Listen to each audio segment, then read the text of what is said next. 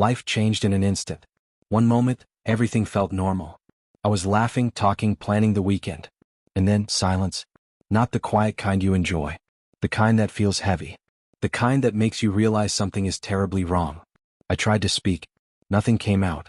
My throat moved, but no sound followed. It was like screaming inside a box with no air. I didn't understand what was happening. My mind raced, but my body refused to move. My arms felt heavy. My legs? Gone. I couldn't feel them. I couldn't move them. I was 19. 19.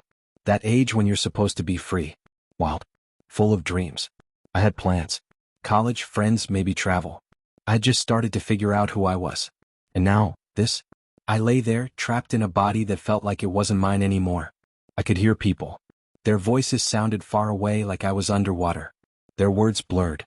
I caught pieces: accident, spinal cord, damage. But none of it made sense. How could it? Just hours ago I was walking, talking, alive in every way. Now I couldn't speak, couldn't move, couldn't scream for help. All I had were my thoughts. And those thoughts were loud. Why me? What did I do? Will this be forever? Am I broken? Will I ever be me again? I couldn't ask these questions out loud. I couldn't even cry the way I wanted. Even that had been stolen from me. It's strange, the things you miss. Not just walking or talking, but little things. The way your feet feel on cold tiles. The vibration of your voice when you hum. The hug you don't have to ask for. The simple joy of shouting someone's name. All gone like they were never there. And yet, even in that silence, something stirred. Something deep. Something raw.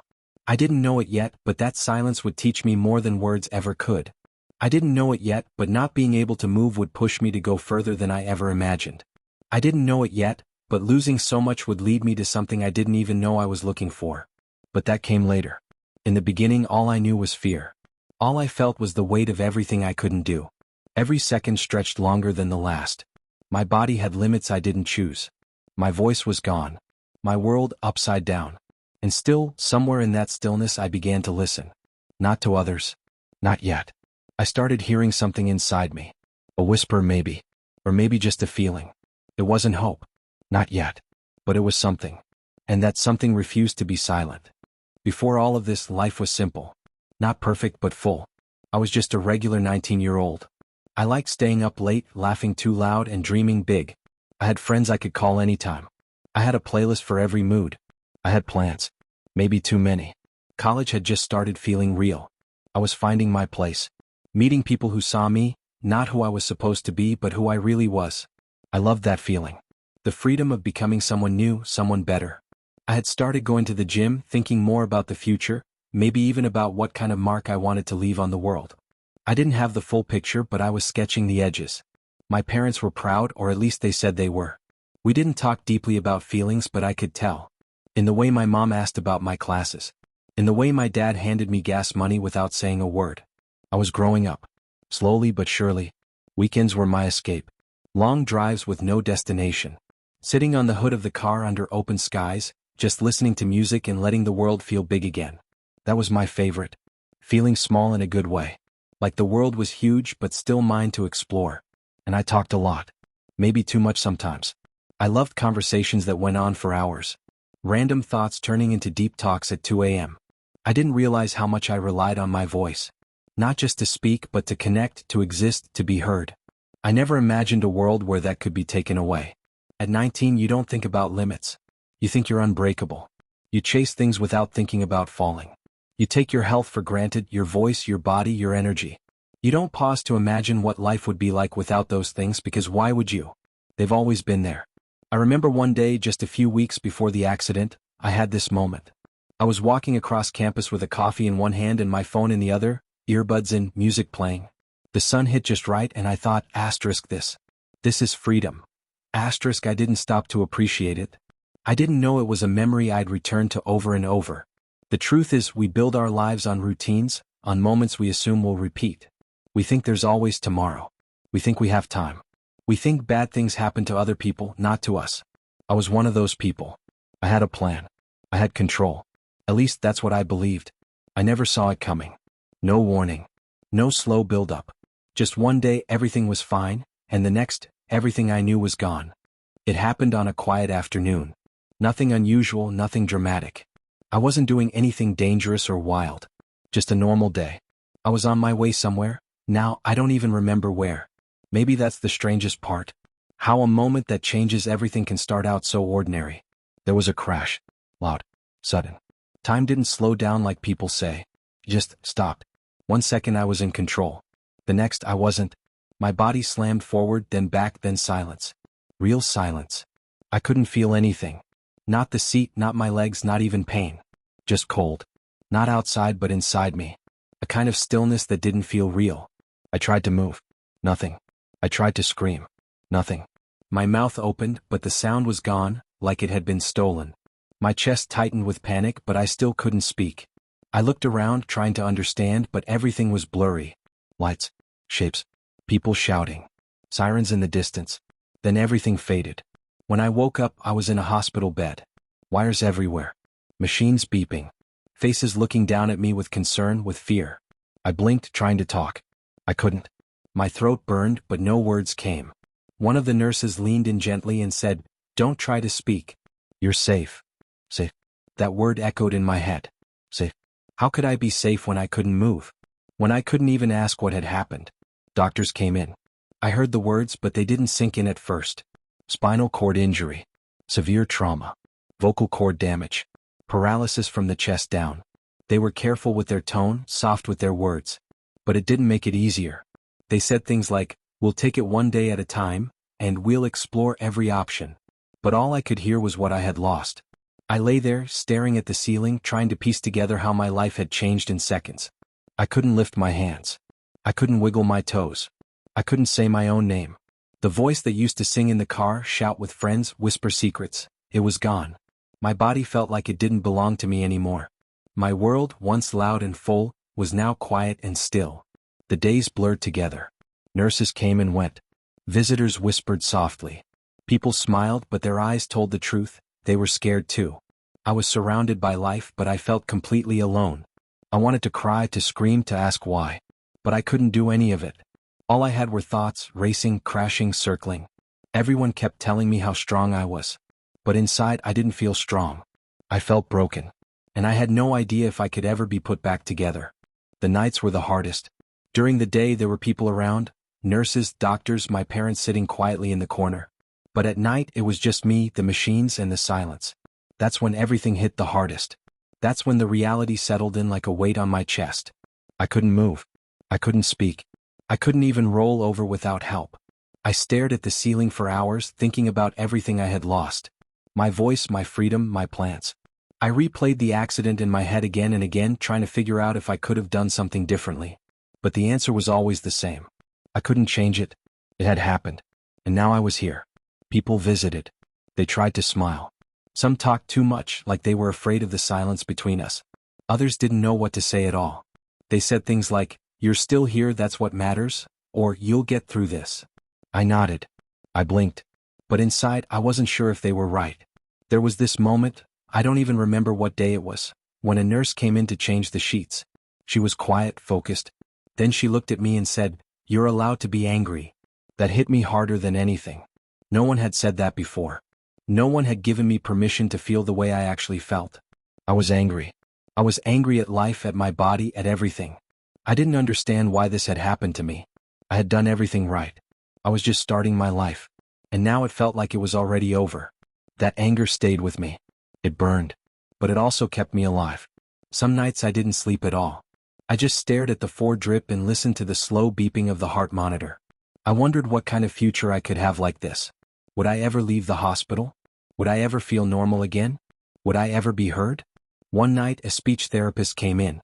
She was kind. She used a whiteboard to communicate with me. She wrote, "We'll find a way to help you speak again. Maybe not with your voice, but with your will." I didn't believe her, not yet. But I remembered those words. I started watching people more closely. I paid attention to their eyes, their hands, their energy. I began to notice things I had never seen before. The way someone enters a room. The tone in their silence. The messages in a single glance. I was stuck in a body that wouldn't move, a mouth that couldn't speak, but my mind was wide awake. And for the first time in weeks I felt something shift. It wasn't hope, not exactly. It was more like a question. What if I'm not done yet?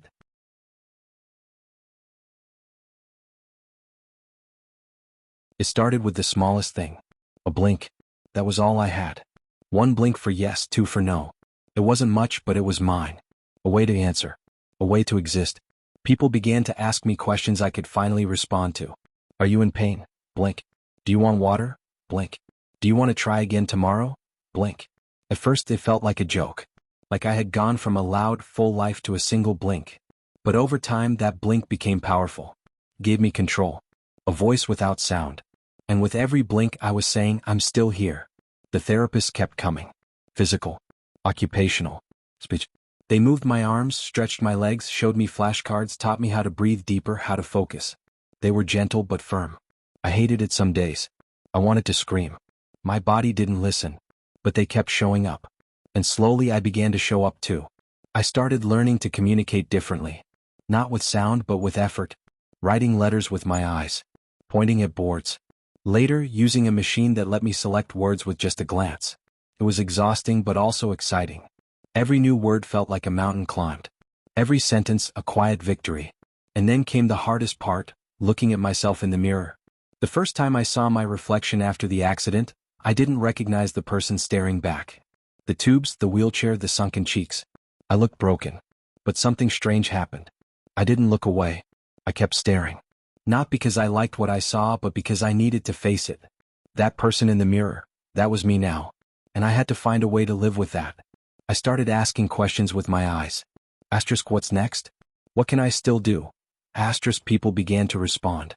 Nurses, friends, even strangers online. One of them said something that stuck with me. You don't have to go back to who you were. Maybe this is the start of someone new. I thought about that a lot. Maybe I couldn't walk. Maybe I couldn't speak. But I could still think, still feel, still choose. And those choices, how I reacted, how I saw myself, how I treated others, those were mine. No injury could take that away. The more I focused on what I could do, the more I started to grow. Not physically, I was still limited, but mentally, emotionally. I started journaling with the help of assistive tech. Writing down thoughts, feelings, dreams. Not for anyone else, just for me. And in those words, I began to find something I didn't expect. Not just strength, not just survival, but a quiet purpose forming, slowly, like a seed breaking through the soil. I didn't know where it would lead, but I knew I wasn't done searching. Something changed when I stopped asking, why did this happen to me, and started asking, what can I do with this? That question didn't fix everything overnight, but it opened a door. A small one, just wide enough to let light in. I began spending more time with the speech therapist. Not because I thought I'd get my voice back. Doctors weren't sure if that was even possible, but because I wanted to connect, to express, to be part of the world again. She showed me how to use an app that turned my typed words into speech. The voice it used was robotic, not mine. But still it spoke. And when I heard that first sentence come out of the speaker, I felt something I hadn't felt in a long time, possibility. I started using it to talk to the nurses. To tell my parents I loved them. To thank the people helping me. The words were simple, but each one meant something. Every phrase reminded me that I was still a person, still present, still able to reach others. That voice may not have sounded like me, but it carried my thoughts, and that was enough to begin. Over time, I began to write longer things. First journal entries. Then short posts online. I shared small pieces of my story, what I was learning, how I was feeling, what the silence had taught me. People responded. Strangers. Friends from school. Even people I didn't know who had their own struggles wrote to say thank you. Their messages lit a fire inside me.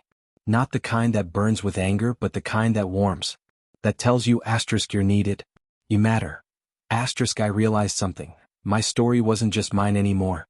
My pain, my recovery, my voice, it had become something others could hold on to.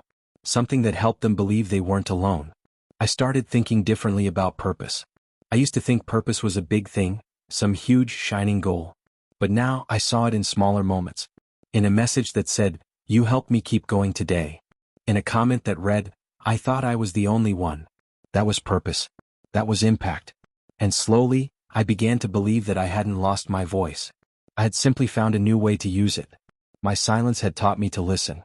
My stillness had taught me patience. And through all of it, I had discovered a kind of strength I never knew existed. Not the strength to lift heavy things or run fast, but the strength to wake up each day and choose to try. The strength to care, to connect, to keep moving forward in a world that had changed forever. The more I shared, the more I healed. Not completely. Not perfectly, but enough. Enough to feel alive again. Enough to start dreaming new dreams. Dreams I never even knew I had. People started listening, not just to my story but to my silence. They could feel the weight behind my words, the truth behind every pause. I wasn't trying to inspire anyone. I was just trying to survive. But somehow, just by being honest, I had reached others. And that changed everything. I got invited to share my experience with support groups. At first I said no. I didn't feel ready. I still had bad days. I still cried when no one was looking. But then I thought, maybe that's exactly why I should do it. Not because I had figured it all out, but because I hadn't. Because I was still in it, still learning. So I said yes. And with my digital voice, I told my story to a room full of strangers. Some in wheelchairs like me, others just looking for hope. I told them about the accident. About the silence. About the nights I thought I wouldn't make it. And I told them what I had found in the middle of it all, a different kind of voice, one that didn't need sound to be heard. People cried. Not because my story was sad, but because it was real. Because they saw themselves in it. And afterward they came up to me one by one and said, "Me too." 2 words. But they meant everything. They meant connection. They meant understanding. That moment stayed with me. It reminded me that we don't have to be perfect to help others. We just have to be honest. We just have to show up as we are. And that's what I started doing, again and again. In rooms. In calls. In messages. Online. I began creating posts and videos, all faceless, all raw. I didn't want the focus to be on how I looked or even what had happened to me. I wanted it to be about the message. That pain doesn't mean you're powerless. That silence doesn't mean you're invisible. That even when life breaks you apart, you can still build something meaningful from the pieces. I started hearing from people around the world. Some had gone through accidents. Others were just struggling in quiet ways no one else seemed to notice. They told me my words made them feel seen. That they found a bit of hope in my journey. And every time I read one of those messages, I felt a little stronger. I still have limits. My body still doesn't move the way it used to. My voice hasn't come back. But something else has, something deeper. I know now that purpose isn't about being whole. It's about showing up with whatever you have left, and using it to light the way for someone else. And that's what I keep doing. One blink. One word. One story at a time. Sometimes I still wake up and forget for a second. Just one brief second where everything feels normal again. Like I could sit up, stretch, walk to the window, speak without help. And then reality settles in. The weight of my body that won't move, the silence where my voice used to be. It hurts every time. But that pain is no longer the end of the story, it's just part of it. I've stopped waiting for the old version of me to return. That person is gone. And in their place, someone else has emerged. Someone quieter, maybe, but stronger in ways that matter more. Strength used to mean lifting weights, running fast, doing things on my own. Now it means being open. Being real. Letting people in. Asking for help when I need it. That took me longer to learn than I'd like to admit. The truth is, I still struggle. I still have moments where I want to give up. Where I look at the things I've lost and wonder if it's fair. But then something small happens. A message from a stranger, a memory that doesn't hurt as much as it used to, a small win in therapy, and I remember why I keep going. There was a time I thought my life ended at 19. But now I see that it just changed. It became something I didn't expect. Something harder, yes, but also more meaningful. I feel things more deeply now. Gratitude, connection, even sadness, they all have more weight. And maybe that's the gift hidden inside all of this. The chance to live more fully, even if it looks completely different. I've met people I never would have known if none of this had happened. Survivors. Fighters. Dreamers who have scars and stories and a fire that refuses to die. They've taught me so much. About resilience, about grace, about what it really means to be alive. And being part of that community has become a lifeline. We hold each other up. We remind each other to keep going. And now, I get to do that for others too. Every time I share a piece of my journey, I imagine someone on the other side of the screen feeling a little less alone. Maybe it's someone in a hospital bed just like I was. Or someone going through their own kind of silence, their own kind of loss.